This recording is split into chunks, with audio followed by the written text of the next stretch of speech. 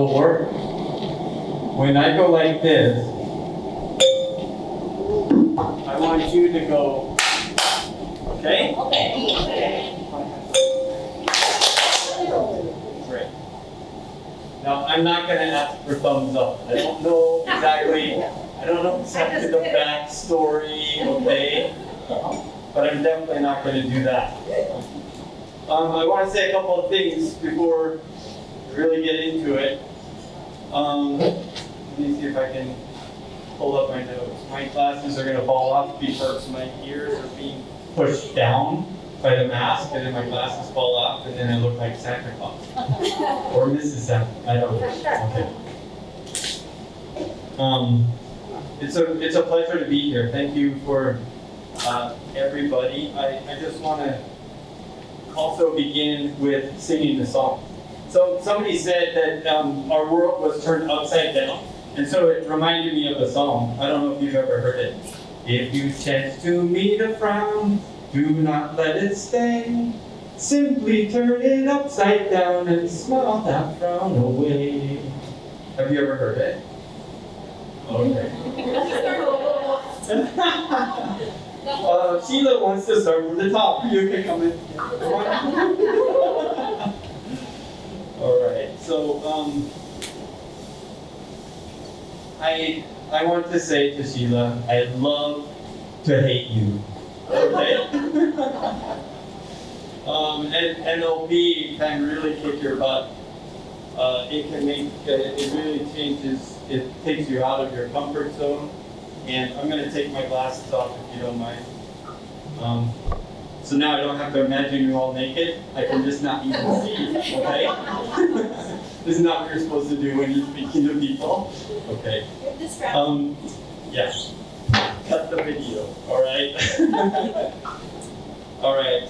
So a few years ago, I had the chance to sit with an NLP practitioner who was helping me out with something, and I knew I had a lot to work on, okay?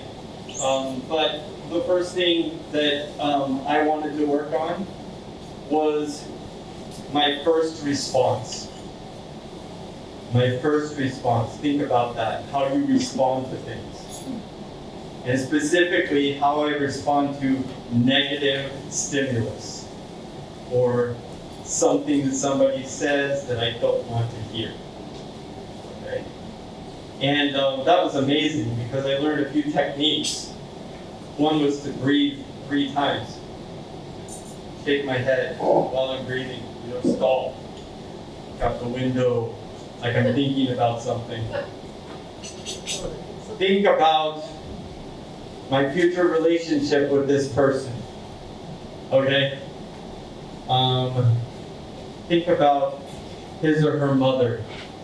How they must love that person, even though my 2 hands are about ready to strangle them. But their mother would miss them. Okay, now I'm ready to react. Oh my gosh. My reactions were 53.2% better than they were before I started doing that. Don't ask me to quote that figure to you later, I'll probably forget. But they were markedly better in how I responded.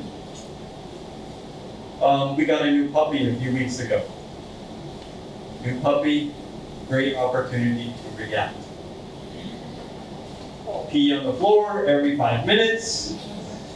What were my children saying just a few days before we got the puppy? Daddy will do anything. We'll clean up after it every time it pees. Hey, the dog peed on the floor. Clean it up, Dad. What? I think I have to breathe 30 times before I react to that, right? Because at that point, I love the dog, you can't really take it out. Secretly take it out, right? So that's my NLP story. My other NLP story I won't tell you, but I went from a headhunter to a professional golf coach because of NLP. Completely turned in my life the right side up. Okay, it was great. And the reason, the same reason that I became a golf coach is the reason that I wanted to become an employee of doTerra. Because I saw an opportunity that chimes really good with my soul, is that I can help people improve. Right? And so I don't have to be a golf coach to be happy. I just have to be helping people improve to be happy. So when I retire, I'm going to go work with Judith. Okay? And I'm going to be a trainer with her. I'm going to bring the crazy white guy around. And we're going to get business and we're going to rock the world. Right, Judith? Yes. Okay. So Judith has had a chance to sit with me for a while on occasion because she came and helped our employees once with the Strengths Finder. And I'm sure I have been fully judged. Okay? But I know something that she doesn't know. I know my 35th strength. Okay? So she can look at my strengths, she's got them in her computer. But she doesn't have number 35. And that's punctuality. Yeah. Punctuality is my 35th strength out of 35. So if Vicki asked me to be here at 1, she was really smart because she wanted me here at 2. So working with somebody like Vicki, right, when 1 means 1, and to me 1 means 2, I could drive her crazy. Probably already have.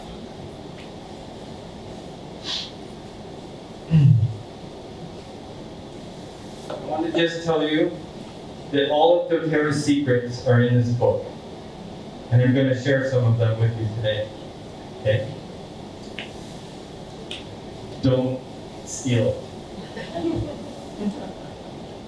Because then you'll know everything I know, and then you won't have to invite me back, and then you won't have to eat good food next time, and it won't be a good deal for me. A few weeks ago, I was driving home in my car, and I decided to turn off my podcast. I like to listen to the New York Times. I like to listen to podcasts, NLP type podcasts and stuff like that. I decided to turn it off. And while I was driving the whole home of going down the road, an idea came into my mind. I want to have a side hustle. Okay? I'm not busy enough at doTerra. So in 2021, Michael Carson is going to launch a podcast.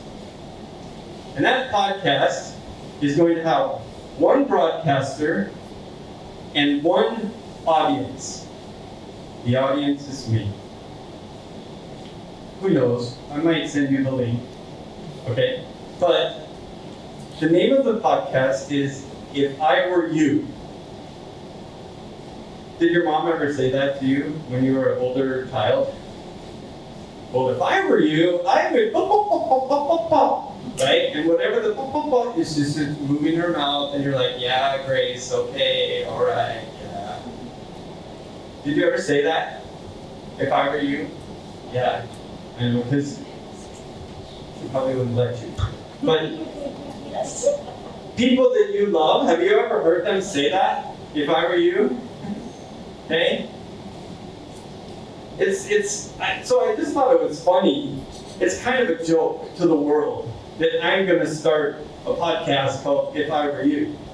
Because I took a list of all the things that I would tell myself if I were you, and I have 2 years worth of podcasts. If I were you, I would go to bed earlier. If I were you, I wouldn't sleep with my phone. If I were you, I wouldn't be so critical of my wife. If I were you, I'd learn to get up early in the morning and do some studying and reading before I started my day. If I were you, I wouldn't eat any sugar. Can you see how this is going to go? And so my podcast is going to be my life following my own advice for a week. So every episode is my experience sharing with myself, and maybe you, I don't know, how my experience of going to bed on time or waking up early or treating my wife nicer or whatever. And I've got 2 years worth of shows. So I'm a hot mess. Anybody else a hot mess? I mean, this is kind of a confession, right? Okay, you're a hot mess. Great. I know my top 10, okay? And I am awesome. Until you look at my bottom 10. And you might think of me as your mortal enemy. I love strength finding.